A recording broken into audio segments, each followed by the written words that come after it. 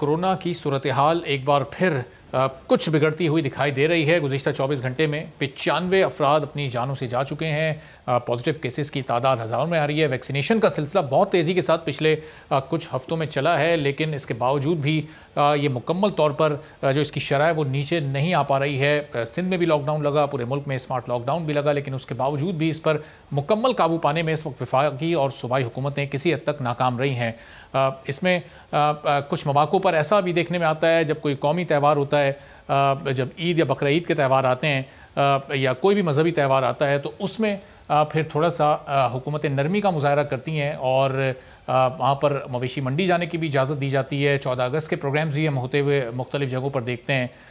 आजकल मुहर्रमुल हराम का महीना है, मुख्तलिफ़ सड़कों पर और घरों में मजालिस और जुलूस की वो सूरत हाल भी हम वो तमाम मनाज़िर भी हमें देखने को मिलते हैं। तो एज़ कौम हमें ख़ुद इन बातों को समझने की ज़रूरत है, इस वबा को सीरियस लेने की ज़रूरत है, या फिर हुकूमत ही हमें डंडे के ज़ोर पर सुधार सकती है और इन SOPs पर अमल दरामद करवा सकती है। इस पूरी सूरत हाल पर गुफ्तगू करते हैं कि अगर अभी हमने मज़ीद एहतियात नहीं की तो फिर आने वाले दिन कितने ख़तरनाक साबित हो सकते हैं। डॉक्टर अताउर रहमान साहब हमारे साथ मौजूद हैं, वज़ीर आज़म की टास्क फोर्स बराए कोरोना के चेयरमैन हैं।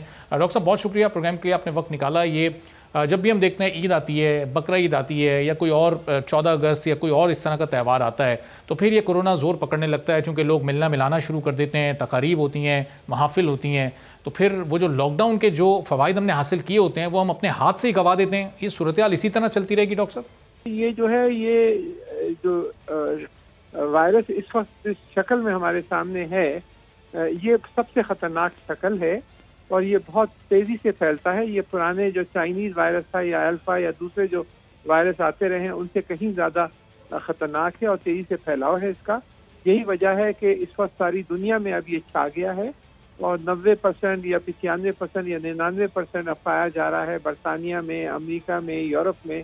यही जो डेल्टा या डेल्टा प्लस की जो वेरिएंट्स हैं ये पाए जा रहे हैं, और इसके बावजूद कि वहाँ पे ज़्यादातर अफराद को वैक्सीनेशन हो गई है, फिर भी पिछले एक महीने के अंदर कोई 80-90% बढ़ोतरी हुई है दुनिया भर में कोरोना वायरस के पेशेंट्स की। तो वायरस के वैक्सीन लगने के बावजूद बहुत तेज़ी से पेशेंट्स की तादाद बढ़ती जा रही है दुनिया में।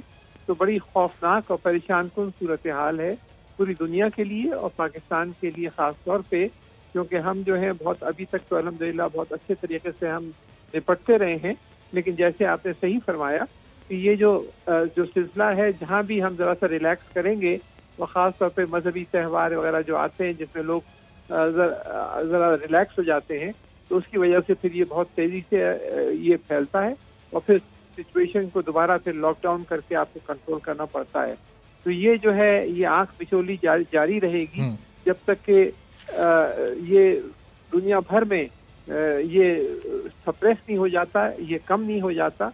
और वो जब ही होगा जब दुनिया की 80 या 90% आबादी जो है वो वैक्सीनेट हो जाए, उसके बाद ये कम होगा, वरना अभी तो ये बढ़ता ही जा रहा है पूरी दुनिया में, अभी कोई कमी दिखाई नहीं दे रही। सही, लेकिन डॉक्टर साहब यहाँ भी हमारे मुल्क में वैक्सीनेशन का मतलब पिछले 3-4 हफ्तों से, एक महीने से तो बहुत तेज़ी से चल रहा है। अब तो यहाँ लोगों के वैक्सीनेट होने की तादाद 3 करोड़ से भी तजावुज़ कर चुकी है।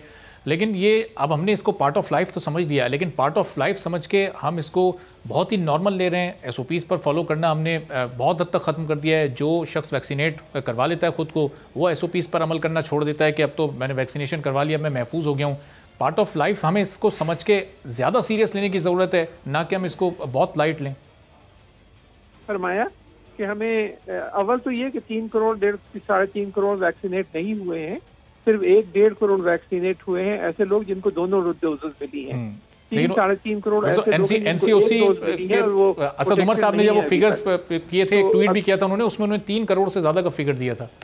नहीं, वो 3 करोड़ का फिगर सही है जिनको 1 डोज मिली है। अच्छा, दोनों डोज वाले जो है वो तकरीबन 1.5 करोड़ हैं, और जब दोनों डोज मिल जाती हैं उसके तकरीबन 2-3 हफ्ते बाद प्रोटेक्शन होती है। तो इस वजह से आपका जो फुली प्रोटेक्टेड है अभी तक वो 1.25 करोड़ या 1.5 करोड़ के लगभग लोग हैं, 3.5 करोड़ नहीं है, जबकि आपकी 22 करोड़ की आबादी है। तो अभी भी हमें बहुत आगे जाना है, लेकिन बहुत तेजी से ये रफ्तार बढ़ा रहे हैं और 4-5 महीने में इंशाल्लाह आपकी 70-80% आबादी प्रोटेक्ट हो जाएगी। और लेकिन मसला यही है कि हम वैक्सीनेट हो जाते हैं तो हम समझते हैं कि अब हमें अटैक नहीं कर सकता, जबकि ये बिल्कुल गलत बात है। वैक्सीनेट होने के बाद भी कोरोना वायरस आप अटैक करता है, आप बीमार होते हैं, बस शदीद बीमारी से महफूज रहते हैं आप, लेकिन बीमार फिर भी होते हैं और दूसरे लोगों को फैला भी सकते हैं। तो यही वजह हो रही है कि वैक्सीनेट होने के बावजूद भी लोग कोरोना से बीमार भी हो रहे हैं और ये फैला भी रहे हैं, और इसकी वजह से हमें SOPs पर सख्ती से अमल करते रहना पड़ेगा। और डॉक्टर साहब, ये जो करोड़ों का ये जो 1.5-2 करोड़ लोग वैक्सीनेट हो गए और सिंगल डोज वाले कोई 3 करोड़ के करीब हैं, इनमें ज़्यादा तादाद वो है जो कि हमारे बड़े बड़े शहरों में रहते हैं, जो हमारी देही आबादी है। ज़ाहिर है हमारे मुल्क का 65-70% हिस्सा देही आबादी पर मुश्तमिल है, तो वहाँ में वैक्सीनेशन का अमल भी स्लो है, वहाँ इसका थोड़ा शऊर और आगाही भी कम है। तो हुकूमत को ज़रा थोड़ा सा अर्बन से निकल कर रूरल एरियाज़ पर भी फोकस करना पड़ेगा इस सिलसिले में, जब भी तेज़ी से वैक्सीनेशन हो सकेगी। जी, इसमें हुकूमत को भी और हमारे मीडिया को भी हमें सब मिलकर इसको, और हमारी सियासी पार्टीज को भी सब मिलकर कोशिश करनी पड़ेगी कि हमारे जो देहाती इलाके हैं वहाँ भी इसकी अवेयरनेस पैदा हो, घर घर जाके लोगों को समझाएं, क्योंकि लोग मानने के लिए तैयार नहीं है कि कोरोना नाम की कोई चीज़ भी है या नहीं।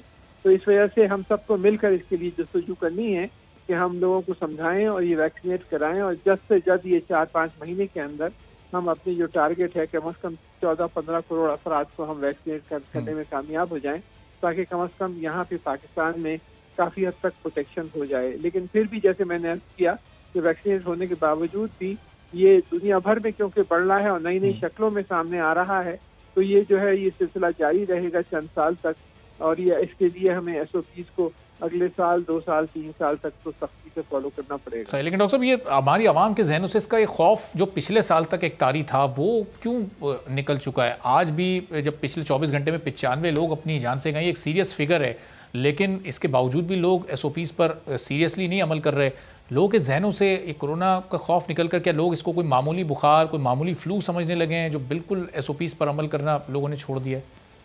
यही आप जो बात कह रहे हैं कि लोग जो है एक थकान पैदा हो जाती है, जहनी थकान, कि भाई थक के लोग कि भाई हो गया, कहाँ तक हम करेंगे, तो उसकी वजह से रिलैक्स हो जाते हैं, जबकि ये बहुत खतरनाक चीज़ है।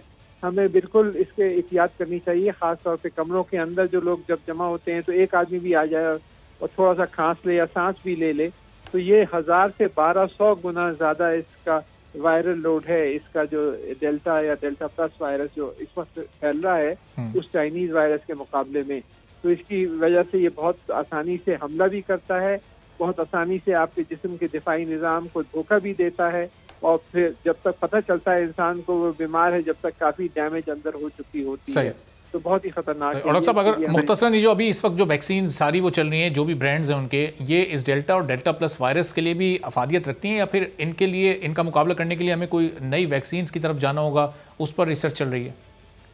जो वैक्सीन चल रही हैं वो काफ़ी हद तक इफेक्टिव हैं, क्योंकि ये ब्रॉड स्पेक्ट्रम वैक्सीन हैं और डेल्टा प्लस के खिलाफ भी ये इफेक्टिव हैं। लेकिन जो ये शक्लें बदल के आ रहा है, तो वैक्सीन की आहिस्ता आहिस्ता जो उनकी अफादियत है कम होती जाएगी, और फिर यकीनन आप देखेंगे कि 4-6 महीने में नई वैक्सीन आना शुरू हो जाएंगी जो इसकी नई शक्लों के खिलाफ होंगी।